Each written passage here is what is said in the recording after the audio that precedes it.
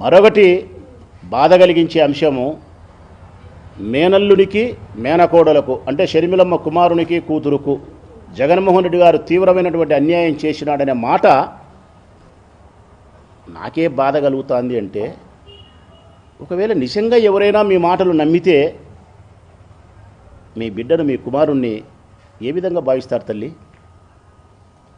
ఇంత అన్యాయస్తుడా జగన్మోహన్ రెడ్డి అని చెప్పి మీ మాటలు నమ్మితే అనుకోరా?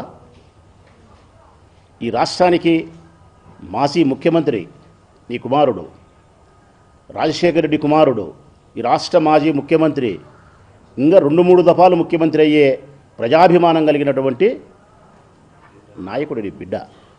అట్లాంటి మనిషిని, నీ బిడ్డను పట్టుకొని, నీ కుమారుని పట్టుకొని షర్మిలమ్మను ప్రొటెక్ట్ చేసే క్రమంలో, ఆమెను కాపాడే ప్రయత్నంలో భాగంగా నీ కుమారుని యొక్క గౌరవాన్ని, మర్యాదను ఈ ఆంధ్రప్రదేశ్ రాష్ట్రంలోనూ తెలంగాణ రాష్ట్రంలోనూ దిగువ స్థాయికి తీసుకుపోయే స్థాయికి మీరు మాట్లాడతారంటే మాకు బాధ కలగదమ్మా.